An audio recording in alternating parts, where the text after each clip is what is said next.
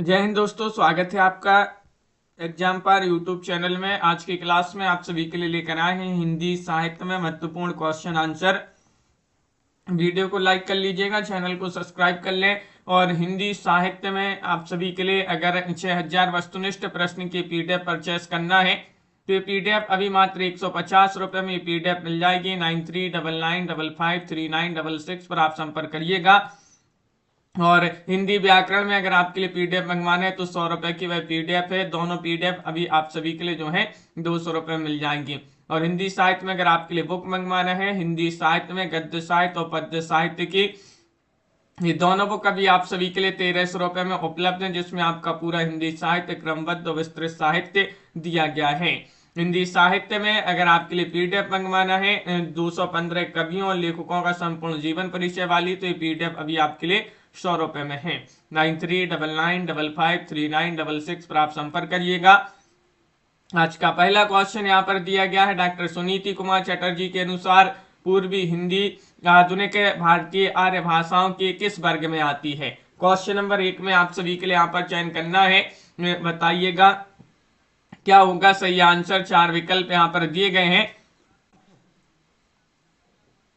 तो आप सभी का यहाँ पर सही आंसर होगा विकल्प नंबर डी वाला विकल्प। आप सभी का यहाँ पर सही आंसर है प्राच्य। प्राच्य आप सभी का यहाँ पर सही आंसर है। सुनीति कुमार चटर्जी के अनुसार भाषा का वर्गीकरण इस प्रकार किया गया है। देखिएगा, उद्दीच्य में सिंधी आती, लहंदा पंजाबी, और प्रतीच्य में गुजराती राजस्थानी, मध्य देशीय के अंतर्गत पश्चिमी हिंदी, और प्राच्य के अंतर्गत पूर्वी हिंदी, बिहारी, उड़िया, असमिया और बंगला, और दक्षिणात्य के अंतर्गत मराठी आती हैं। अंगवधु की रचनाकार कौन मानी जाते हैं? किन की रचना मानी जाती है अंगवधु? क्वेश्चन नंबर 2 में दादू दयाल हैं, रज्जम है, विद्यापति हैं, कबीरदास हैं। किन की रचना मानी जाती है? बताइएगा क्या होगा सही आंसर। राजन जी, अमित जी, अंशु जी, दिव्यांशु जी, अर्चना जी, आप सभी का यहाँ पर सही आंसर होगा। अंगवधु की रचनाकार माने जाते हैं कौन?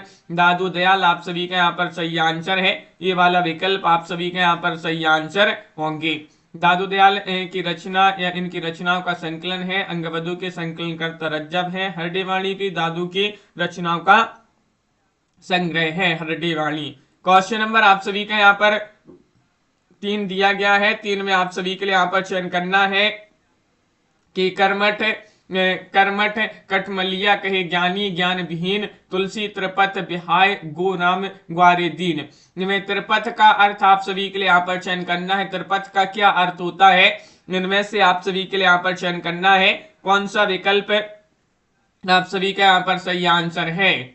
यहाँ पर ये जो त्रिपथ लिखा है इसका अर्थ क्या है, तो आप सभी का यहाँ पर सही आंसर है कर्म मार्ग, ज्ञान मार्ग और उपासना मार्ग। डी वाला विकल्प जो है वह आप सभी का यहाँ पर सही आंसर है। इस पंक्ति के अनुसार तुलसी के त्रिपथ का अर्थ होता है कर्म ज्ञान, कर्म मार्ग, ज्ञान मार्ग और उपासना मार्ग। क्वेश्चन नंबर 4 यहाँ पर दिया गया है। 4 में आप सभी के लिए यहाँ पर बताने की ढलमल ढलमल चंचल अंतल, छलमल छलमल तारा पंक्ति में मुख्य वर्णन है। नदी की धारा का, या फिर नीले आकाश का, चांदनी रात का, या फिर साड़ी के आंचल का? बताइएगा क्वेश्चन नंबर आप सभी का यहाँ पर 4 में सही आंसर क्या होगा। प्रेम शंकर जी, आप सभी के यहाँ पर कमेंट देखते जा रहे हैं, बहुत बढ़िया, सभी लोग आंसर बता रहे हैं। और इन पंक्ति में वर्णन हुआ है नदी की धारा का। विकल्प नंबर 1 आप सभी का यहाँ पर सही आंसर है। नदी की धारा का आप सभी का यहाँ पर सही आंसर होगा। अगला क्वेश्चन यहाँ पर देखिएगा। क्वेश्चन आप सभी का यहाँ पर क्या दिया गया है? क्वेश्चन नंबर 5 यहाँ पर देखिएगा। यह क्वेश्चन नंबर 5 है कि संतन को कहा सीकरी सो काम, आवत जात पनैया टूटी, बिसर गयो हरि नाम। पंक्ति किस कवि की है? 5 में आपके लिए बताना है तुलसीदास, कुंभनदास, कबीरदास, दादू दयाल। ये 4 विकल्प यहाँ पर दिए गए हैं और आप सभी का यहाँ पर सही आंसर क्या होगा। संतन को कहा सीकरी सो काम, आवत जात पनैया टूटी, बिसर गयो हरि नाम। ये पंक्ति मानी जाती है कुंभन दास जी की। बी वाला विकल्प जो है वह आप सभी का यहाँ पर सही आंसर होंगे। कुंभन दास आप सभी का यहाँ पर सही आंसर है। कुंभन दास अष्टछाप के कवि हैं, वल्लभाचार्य के शिष्य थे। अकबर द्वारा फतेहपुर सीकरी बुलाए जाने पर निम्न पद कहे थे। संतन को कहा सीकरी सो काम, आवत जात पनैया टूटी, बिसर गयो हरि नाम।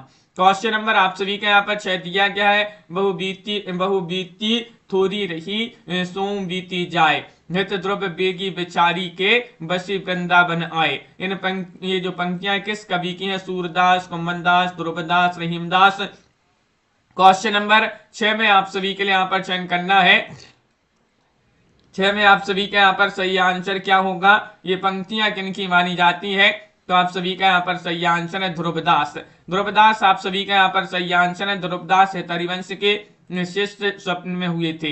इनके रचित 40 ग्रंथ माने जाते हैं और भक्त नामावली, सिद्धांत विचार, ब्रजलीला, मानलीला, दानलीला इत्यादि इनके प्रमुख ग्रंथ हैं। बहुबीती थोड़ी बसी वृंदावन आए, ये पंक्ति ध्रुवदास जी के। ध्रुवदास रीतिकाल और भक्तिकाल के कवियों को जोड़ने वाले प्रसिद्ध कवि माने जाते हैं ध्रुवदास।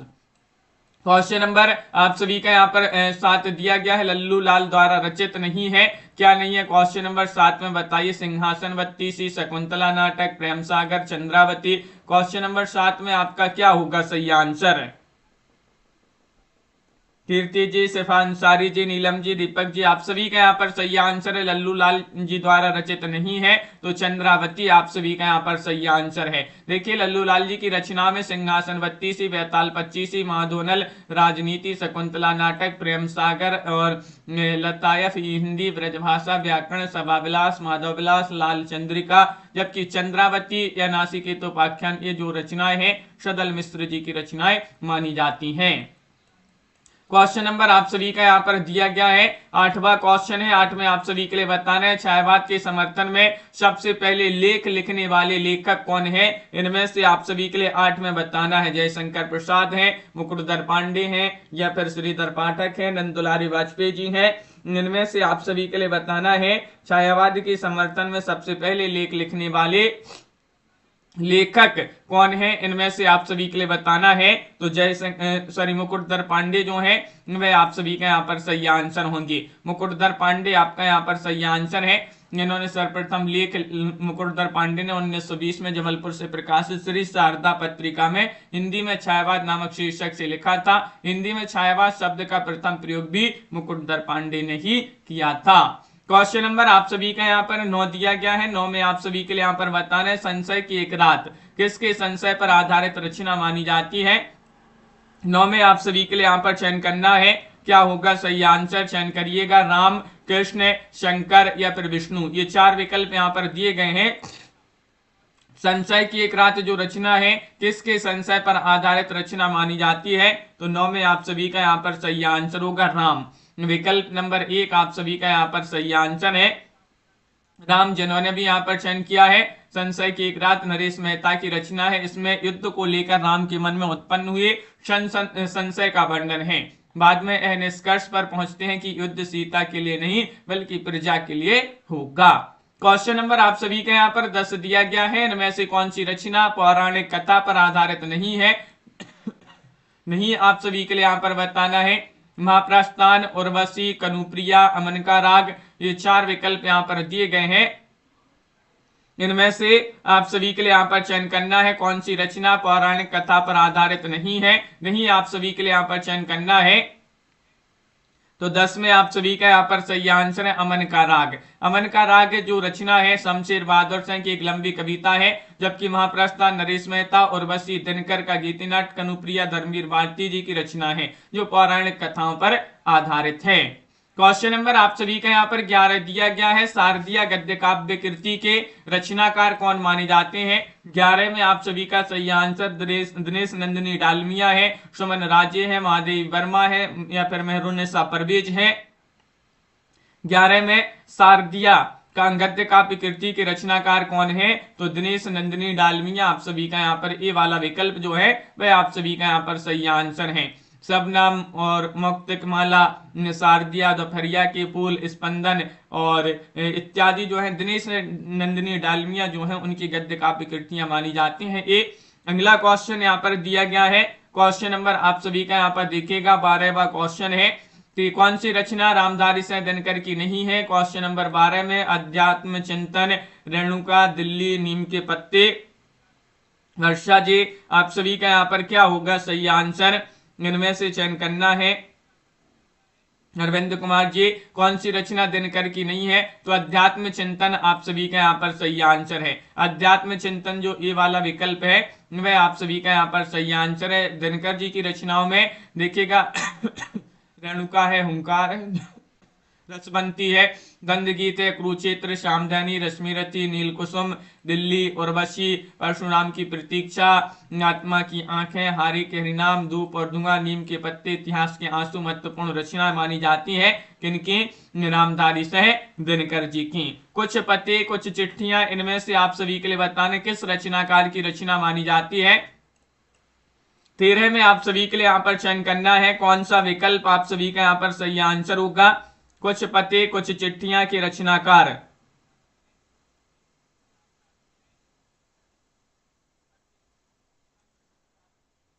तो आप सभी का यहाँ पर सही आंसर है रघुवीर सहाय। आप सभी का यहाँ पर सही आंसर है।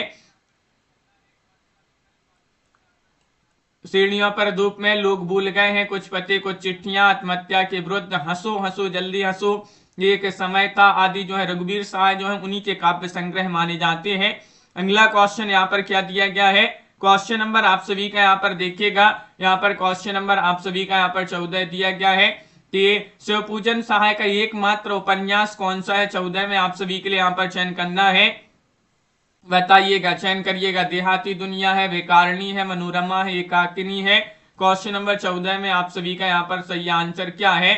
शिवपूजन सहाय का एकमात्र उपन्यास कौन सा है? तो आप सभी का यहाँ पर सही आंसर है देहाती दुनिया। ये वाला विकल्प आप सभी का यहाँ पर सही आंसर है। देहाती दुनिया आपका यहाँ पर सही आंसर है। 1926 इसका प्रकाशन। बेकारणी जो है विशंबरनाथ शर्मा कौशिक का उपन्यास है। मनोरमा जो है चंडी प्रसाद हृदय का उपन्यास है। एकाकिनी श्रीनाथ का उपन्यास माना जाता है, एकाकिनी।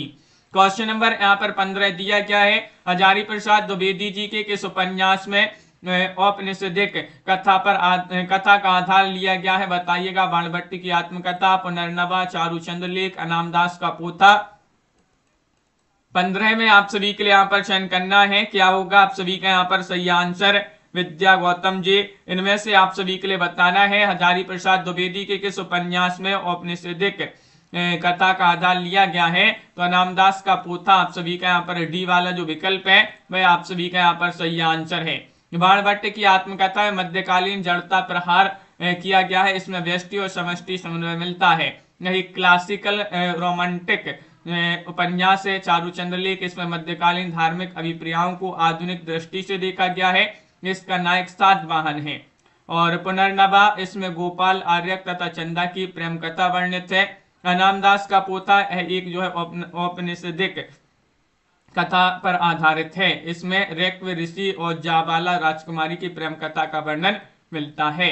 अगला क्वेश्चन यहाँ पर दिया गया है, कर्मनाशा की हार आप सभी के लिए बताने किसका कहानी संग्रह माना जाता है? 16 में आप सभी के लिए यहाँ पर सही आंसर बताना है। धर्मवीर भारती, शिव प्रसाद से, मारकंडी, ज्ञान रंजन, ये 4 विकल्प यहाँ पर दिए गए हैं। कर्मनाशा की हार की रचनाकार कौन माने जाते हैं? किन की रचना मानी जाती है? तो आप सभी का यहाँ पर सही आंसर है शिव प्रसाद से जो है उन्हीं की रचना मानी जाती है। कर्मनाशा की हार शिव प्रसाद से जी की कहानी संग्रह में आर पार की माला, कर्मनाशा की हार, इन्हें भी इंतजार है, मुर्दा सराय। और ज्ञान रंजन की कहानी संग्रह यहाँ पर फैंस के इधर उधर, सुबह का डर, आदमी नामा, नई तारीख, कल की फटे हाल कहानियां, सदी का सबसे बड़ा आदमी, ये ज्ञान रंजन की कहानियां हैं, कहानी संग्रह है। जबकि मारकंडे की कहानी संग्रह पान फूले, पत्थर और परछाइयां, महुए का पेड़, हंसा जाई अकेला, बूदान, माही, बीच के लोग इत्यादि। धर्मवीर भारती की कहानी संग्रह में मुर्दों का गांव है, स्वर्ग और पृथ्वी है, चांद और टूटे हुए लोग हैं, बंद गली का आखिरी मकान और इत्यादि जो है धर्मवीर भारती जी के कहानी संग्रह हैं। क्वेश्चन नंबर आप सभी का यहाँ पर दिया गया है 17 है, जैनेन्द्र कुमार द्वारा रचित कहानी नहीं है, नहीं आप सभी के लिए बताना है, बताइएगा। फांसी, नीलम देश की राजकन्या, पाजेब, अमरवल्लरी, इनमें से 17 में आप सभी के लिए यहाँ पर चयन करना है। तो आप सभी का यहाँ पर सही आंसर होगा नहीं बताना है, तो विकल्प नंबर डी अमरवल्लरी आप सभी का यहाँ पर सही आंसर होगा। अमरवल्ली डी वाला विकल्प आपका सही आंसर। जैनेन्द्र जी के कहानी संग्रहों में तो खेल, फांसी, वातायन, दो चिड़िया, एक रात, ध्रुव यात्रा, नीलम देश की राजकन्या, एक रात, पाजेब आदि। जबकि अज्ञे की कहानी संग्रह में विपथगा भी है, परंपरा है, कोठरी की बात, शरणार्थी, जयदोल, अमरवल्ली, ये तेरे प्रतिरूप। तो अमरवल्ली के रचनाकार कौन है? अज्ञे माने जाते हैं, जैनेन्द्र नहीं माने जाते हैं। अगला क्वेश्चन यहाँ पर दिया गया है, क्वेश्चन नंबर आप सभी का यहाँ पर 18 है। एक प्लेट सैलाब कहानी की लेखिका कौन है? बताइएगा क्या होगा सही आंसर। एक प्लेट सैलाब कहानी की लेखिका कौन है, ये आप सभी के लिए यहाँ पर चयन करना है। क्वेश्चन आप सभी का यहाँ पर 18 दिया गया है और 18 में आप सभी का यहाँ पर सही आंसर है मन्नू भंडारी। मन्नू भंडारी आप सभी का यहाँ पर सही आंसर है। सीताराम जी, सन याद करने के लिए तो प्रैक्टिस करनी पड़ेगी, सन को जो है ट्रिक से नहीं कर सकते, तो इनको तो जो है प्रैक्टिस करिएगा। मन्नू भंडारी जो है एक प्लेट सैलाब इन्हीं की रचना है। मैं हार गई, यही सच है, तीन गांव की एक तस्वीर, तरसंकु इन्हीं की रचना है। उषा प्रियंवदा की कहानी संग्रह में जिंदगी और गुलाब के फूल, फिर बसंत आया, एक कोई दूसरा, कितना बड़ा झूठ आदि। कृष्णा सोबती का कहानी संग्रह बादलों के घेरे है। शिवानी के कहानी संग्रह की बात करें तो लाल हवेली, पुष्पहार, अपराधनी, रक्षा, स्वयं सिद्धा, रतिविलाप, पुष्पहार ये रचनाएं मानी जाती है इनकी। तो क्वेश्चन नंबर आप सभी के यहाँ पर 19 दिया गया है। 19 में आप सभी के लिए यहाँ पर चयन करना है। पतबंधुता उपन्यास के लेखक कौन माने जाते हैं? 19 में आप सभी के लिए यहाँ पर चयन करना है किरण जी, आकाश जी, नरेश मेहता, विवेकी राय, श्रीलाल शुक्ल, राजेंद्र अवस्थी। 19 में आप सभी का यहाँ पर सही आंसर क्या है? पतबंधुता नरेश मेहता की रचना मानी जाती है। ये वाला विकल्प आप सभी का यहाँ पर सही आंसर है। इन्होंने डूबते मस्तूल, पतबंधुता, धूमकेतु, एक श्रुति, दो एकांत, नदी, यशस्वी है, प्रथम फाल्गुन, उत्तर कथा, दो भाग में रचना है। आदि रचनाएं जो है ये मानी जाती है किनकी? नरेश मेहता जी की। क्वेश्चन नंबर आप सभी का यहाँ पर दिया गया है, यहाँ पर देखिएगा क्वेश्चन 20 है कि नाचो बात गोपाल उपन्यास की नायिका आप सभी के लिए यहाँ पर चयन करना है। 20 में मृणालिनी है या फिर बुद्धिया है, निर्गुनिया है, सिलिया है। 20 में नाचो बात गोपाल की नायिका कौन है? उपन्यास विदा की रचना है और आप सभी का यहाँ पर सही आंसर निर्गुनिया जो है वह आप सभी का यहाँ पर सही आंसर है। निर्गुनिया आपका यहाँ पर सही आंसर है।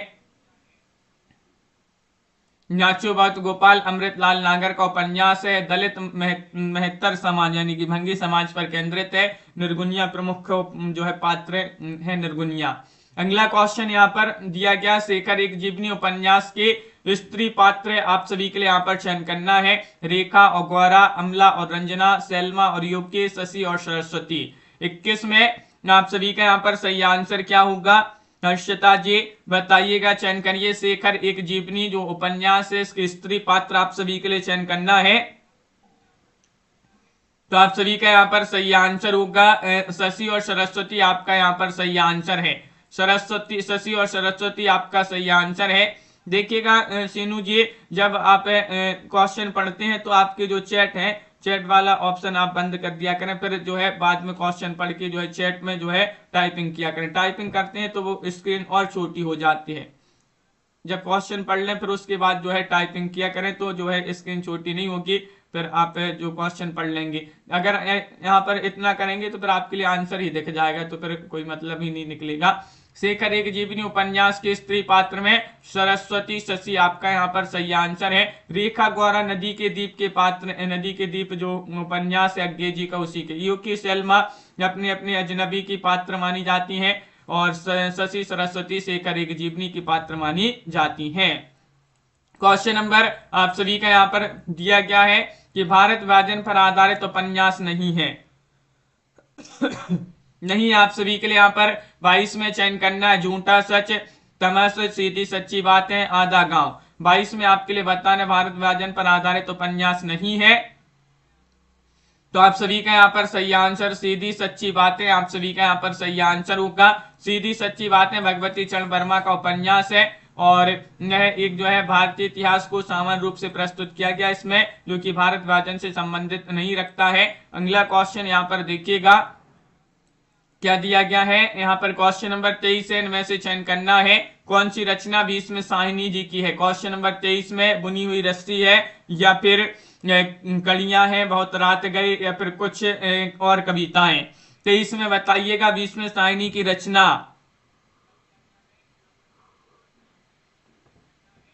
क्वेश्चन आप सभी का यहाँ पर महत्वपूर्ण है। 23वां क्वेश्चन यहाँ पर दिया गया है और 23 में आप सभी का यहाँ पर सही आंसर कलियां आप सभी का यहाँ पर सही आंसर है। बी वाला विकल्प आप सभी का यहाँ पर सही आंसर है। कलियां जो है भीष्म साहिनी जी का उपन्यास है, बुनी हुई रस्सी भवानी प्रसाद मिश्र, कुछ और कविताएं शमशेर बहादुर से है, और बहुत रात गए नरेंद्र शर्मा जी जो है उन्हीं इनका जो है उन्हीं की रचना मानी जाती है। कौन सा उपन्यास भगवती चरण वर्मा का नहीं है बताइएगा क्या है सही आंसर। चित्रा जी, हाँ सीताराम जी, कौन सा उपन्यास भगवती चरण वर्मा का नहीं है। पतन, चित्रलेखा, टेढ़े मेढ़े रास्ते, ना आने वाला कल। 24 में आप सभी का यहाँ पर सही आंसर है ना आने वाला कल, आप सभी का यहाँ पर सही आंसर है। पतन जो है भगवती चरण वर्मा, चित्रलेखा भगवती चरण वर्मा, टेढ़े मेढ़े रास्ते भगवती चरण वर्मा की रचना है। लेकिन ना आने वाले कल जो है, ना आने वाला कल मोहन राकेश की रचना है। कौन सी कृति प्रतिबंधित रही है। क्वेश्चन नंबर 25 में आप सभी के लिए बताना है। भारत भारती है, वंदनी है, झांसी की रानी है, चिंगारियां हैं, इनमें से आप सभी के लिए यहाँ पर बताना है कौन सी रचना प्रतिबंधित रही है। वह रचना आप सभी के लिए यहाँ पर चयन करना है। 25वां क्वेश्चन यहाँ पर दिया गया है और 25 में चिंगारियां आप सभी का यहाँ पर सही आंसर है। चिंगारियां जो है वह आप सभी का यहाँ पर सही आंसर। पांडवेचन शर्मा उग्र जी जो है उन्हीं की रचना है। चिंगारियां विचारों के कारण में ब्रिटिश सरकार ने इसे जब्त कर प्रतिबंधित कर दिया था। भारत भारती जो है, भारत भारती ये भी कुछ समय के लिए प्रतिबंधित थी। भारत भारती मैथिली शरण गुप्त की रचना, झांसी की रानी सुभद्रा कुमारी चौहान की काव्य कृति है। ये कुछ समय के लिए जो है प्रतिबंधित थी, लेकिन चिंगारियां जो है प्रतिबंधित हो गई थी। अगला क्वेश्चन यहाँ पर दिया गया है, लाल पसीना उपन्यास के लेखक कौन माने जाते हैं। क्वेश्चन नंबर 26 यहाँ पर दिया गया है, रामदेव धुरंधर है, अभिमन्यु अनंत है, हेमराज सुंदर है, या फिर अनंत गोपाल सेवड़े हैं। 26 में आप सभी का यहाँ पर सही आंसर होगा लाल पसीना उपन्यास के लेखक अभिमन्यु अनंत माने जाते हैं। अभिमन्यु अनंत आप सभी का यहाँ पर सही आंसर।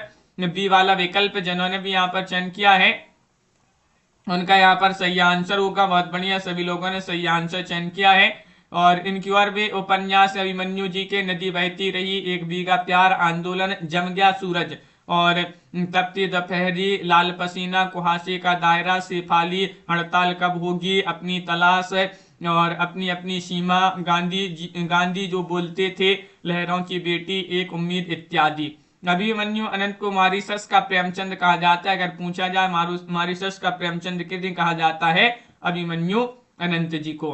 जगदम्बा बाबू गांव आ रहे हैं कहानी संग्रह किस लेखिका का है। क्वेश्चन नंबर 27 में आप सभी के लिए बताना है, ममता कालिया, मैत्री पुष्पा, चित्रा मुदगल, राजी सेठ, इनमें से आप सभी के लिए बताना है कौन सा विकल्प आपका सही आंसर होगा। महिमा जी, राधा जी, रेखा जी, विकल्प आप सभी का यहाँ पर कीर्ति जी। सी वाला विकल्प सही आंसर चित्रा मुदगल। चित्रा मुदगल जहर ठहरा हुआ, लाक्षाग्रह, अपनी वापसी, इस हमाम में, जगदम्बा बाबू गांव आ रहे हैं 1992, जिनावर, भूख, लपटे आदि जो है इन्हीं की कहानी संग्रह माने जाते हैं चित्रा मुदगल जी के। क्वेश्चन नंबर आप सभी का यहाँ पर दिया गया है। यहाँ पर 28वां क्वेश्चन है कि मैयादास की मांडी उपन्यास के लेखक कौन माने जाते हैं। 28वां क्वेश्चन है, भीष्म साहिनी, अमरकांत, राही मासूम रजा, या फिर जगदीश चंद्र। 28 में आप सभी का यहाँ पर सही आंसर है भीष्म साहिनी, आप सभी का यहाँ पर सही आंसर होंगे। भीष्म साहिनी जो है झरोखे, कलियां, तमस, बसंती, मैयादास की माड़ी, कुंतो, नीलू, नीलिमा, नीलोफर, महत्वपूर्ण रचना इन्हीं की मानी जाती हैं। 29वां क्वेश्चन दिया गया है, रामवृक्ष वैनीपुरी का नाटक आप सभी के लिए यहाँ पर बताना है।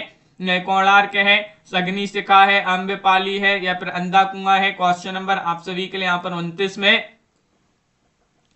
सही आंसर चयन करना है। क्या होगा सही आंसर? रामवृक्ष बेनीपुरी का नाटक बताना है। तो अम्रपाली आप सभी का यहाँ पर सही आंसर। सी वाला जो विकल्प है वह आप सभी का यहाँ पर सही आंसर होगा। सी वाला विकल्प सही आंसर है। जगदीश चंद्र माथुर ने कोणार्क, रामकुमार वर्मा ने अग्निशिखा, रामवृक्ष बेनीपुरी ने आम्रपाली और लक्ष्मी नारायण जो लाल हैं इन्होंने अंधा कुआं नाटक रचना लिखी है, रचना की है नाटकों की।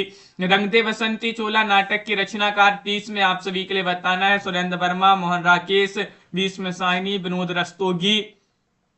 30 में आप सभी का यहाँ पर सही आंसर क्या होगा? 4 विकल्प यहाँ पर दिए गए हैं।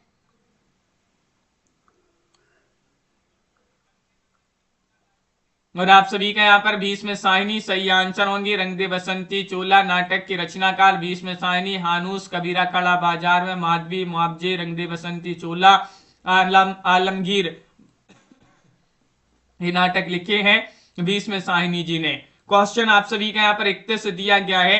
निर्मल वर्मा द्वारा रचित निबंधों का संग्रह नहीं है। कला का जोखिम, शब्द और स्मृति, चिंतन मुद्रा, ढलान से उतरते हुए। 31 में आप सभी के लिए नहीं आप सभी को बताना है। नहीं में आप सभी का यहाँ पर सही आंसर क्या होगा? 4 विकल्प यहाँ पर दिए गए हैं और आप सभी का यहाँ पर सही आंसर चिंतन मुद्रा। आप सभी का यहाँ पर सी वाला जो विकल्प है वह आप सभी का यहाँ पर सही आंसर है। निर्मल वर्मा जी की रचना में चीड़ों पर चांदनी, हर बारिश में, शब्द और स्मृति, कला का जोखिम, ढलान से उतरते हुए, भारत और यूरोप, प्रतिश्रुति के क्षेत्र, शताब्दी के ढलते वर्षों में, दूसरे शब्दों में, आदि, अंत और आरंभ।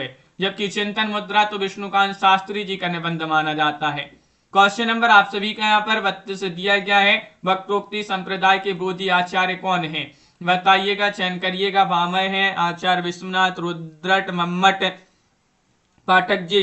क्या होगा आप सभी का यहाँ पर सही आंसर? क्वेश्चन नंबर 32 में आप सभी के लिए यहाँ पर सही आंसर चयन करना है। 32 में आप सभी का यहाँ पर सही आंसर वक्रोक्ति संप्रदाय के विरोधी आचार्य कौन है? तो आप सभी का यहाँ पर सही आंसर है आचार्य विश्वनाथ। आप सभी का यहाँ पर सही आंसर है आचार्य विश्वनाथ। विरोधी पूछा है, अगर प्रतिष्ठापक आचार्य पूछा जाए तो कुंतक माने जाते हैं और इसका सर्वप्रथम शास्त्रीय विवेचन भामय ने किया था, जबकि आचार्य विश्वनाथ रसवादी आचार्य और वक्रोक्ति के विरोधी माने जाते हैं। क्वेश्चन नंबर आप सभी का यहाँ पर दिया गया है। 33वां क्वेश्चन है, अलंकार संप्रदाय के संस्थापक आचार्य बताना है।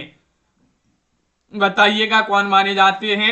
अलंकार संप्रदाय की पूछा गया। गीता जी, रुद्रट है, भामय है, दंडी है, उद्भट्ट है। 33 में आप सभी का यहाँ पर सही आंसर होगा विकल्प नंबर बी वाला विकल्प। आप सभी का यहाँ पर भामय सही आंसर है। अलंकार संप्रदाय के संस्थापक आचार्य भामय है। इन्होंने 2 शब्द अलंकारों और 36 अर्थ अलंकारों अर्थात कुल 38 अलंकारों का वर्णन किया है। वक्रोक्ति को अलंकार का मूल या राजा मानते हैं और काव्य अलंकार इनका प्रसिद्ध ग्रंथ माना जाता है भामय जी का।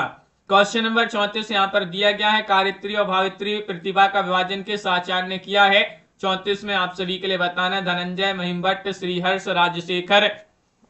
इनमें से आप सभी के लिए यहाँ पर चयन करना है। कारित्री और भावित्री प्रतिभा का विभाजन किस आचार्य ने किया है? तो आप सभी का यहाँ पर सही आंसर है राजशेखर। डी वाला विकल्प आप सभी का यहाँ पर सही आंसर होंगे राजशेखर यहाँ पर सही आंसर। देखिए, काव्य के हेतु 3 माने गए हैं, प्रतिभा, व्युत्पत्ति और अभ्यास। राजशेखर ने प्रतिभा के 2 भेद कारित्री और भावित्री किए हैं। कारित्री प्रतिभा कवि में और भावित्री प्रतिभा सहृदय में होती है। क्वेश्चन नंबर आप सभी का यहाँ पर 35 दिया। देखिए, मार्क्सवाद सिखाता है कि हर चीज पर डाउट करो, यह कथन किस आलोचक का है? इनमें से आप सभी के लिए सही आंसर चयन करना है। देखिए, मार्क्सवाद सिखाता है कि हर चीज पर डाउट करो, यह कथन रामविलास शर्मा जी जो है उन्हीं का ये कथन माना जाता है। ये वाला विकल्प आप सभी का यहाँ पर सही आंसर है। रामविलास शर्मा मार्क्सवादी आलोचक समीक्षक माने जाते हैं। क्वेश्चन नंबर आप सभी का यहाँ पर 36 दिया गया है। किस आचार्य ने भावातिरेक को अनिष्ट कर माना है? 36 में आप सभी के लिए यहाँ पर बताना है। अरस्तु, लॉन्जाइनस, प्लेटो, रिचर्ड्स। तो आप सभी का यहाँ पर प्लेटो सही आंसर होंगे। प्लेटो जो है वह आप सभी का यहाँ पर सही आंसर है। अगला क्वेश्चन यहाँ पर दिया गया है। क्वेश्चन नंबर 37 है कि पश्चिम के आचार्यों में किसने भाव दमन को अनिष्ट कर माना है? क्वेश्चन नंबर आप सभी का 37 में अरस्तु, होरेस, कीट्स या फिर इलियट। इलियट 37 में आप सभी का यहाँ पर सही आंसर क्या होगा?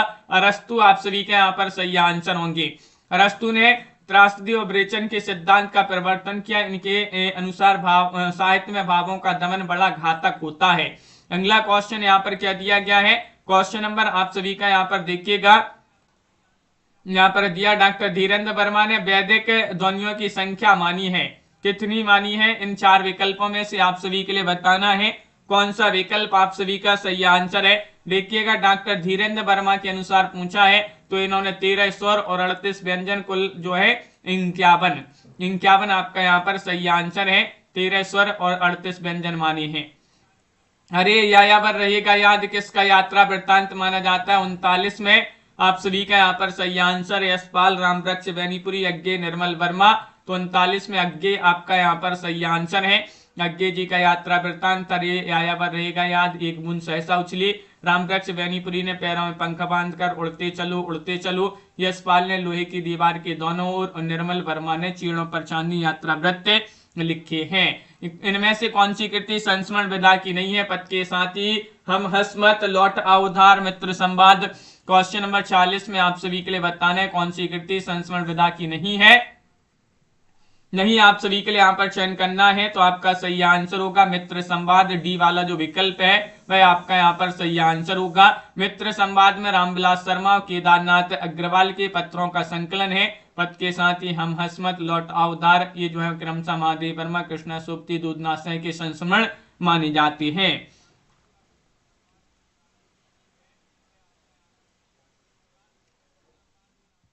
तो इस प्रकार जो है महत्वपूर्ण क्वेश्चन यहाँ पर दिए गए हैं। सभी लोग वीडियो को लाइक और चैनल को सब्सक्राइब अवश्य कर लीजिएगा। रोज आप सभी के लिए क्लास लाई जाती है। महत्वपूर्ण क्वेश्चन आंसर आप सभी के लिए यहाँ पर करवाए जाते हैं। सुबह 9:10 पर अपनी क्लास होती है। शाम को 4 बजे फिर जो है अपनी मैराथन क्लास होगी, 125 प्रश्न वाली आज क्लास होगी। तो सभी लोग उस क्लास में अवश्य जुड़िएगा। बहुत बहुत धन्यवाद आप सभी का। हिंदी साहित्य में अगर आपके लिए 6000 वस्तुनिष्ठ प्रश्न की पीडीएफ परचेस करना है, मात्र 150 रुपए की पीडीएफ है। हिंदी व्याकरण की टॉपिक वाइज वस्तुनिष्ठ प्रश्न की पीडीएफ 100 रुपए में है। हिंदी के 215 कवियों लेखकों का संपूर्ण जीवन परिचय वाली पीडीएफ 100 रुपए में है। दोनों पीडीएफ साथ में परचेस, तीनों पीडीएफ आपके लिए जो है अभी 250 रुपए में तीनों पीडीएफ मिल जाएंगी। अगर आप साथ में परचेस करेंगे तो 9399553966 पर संपर्क कर लें। अगर आपके लिए बुक मंगवाना हिंदी साहित्य में गद्य साहित्य, पद्य साहित्य की, ये बुक 1300 रुपए की है, जिसमें आपका संपूर्ण साहित्य क्रमबद्ध और विस्तृत साहित्य दिया गया है। जिनके लिए बुक मंगवाना है तो आप संपर्क अवश्य कर लीजिएगा। बुक पीडीएफ आप सभी के लिए उपलब्ध है। लाइक अवश्य करें सभी लोग। बहुत सारे लोग वीडियो को लाइक नहीं करते हैं, लाइक करते जाइएगा सभी लोग। रोज निरंतर आप सभी के लिए क्लास लाई जा रही हैं। तो मिलते हैं अगली क्लास में महत्वपूर्ण क्वेश्चन आंसर के साथ। सभी के लिए जय हिंद।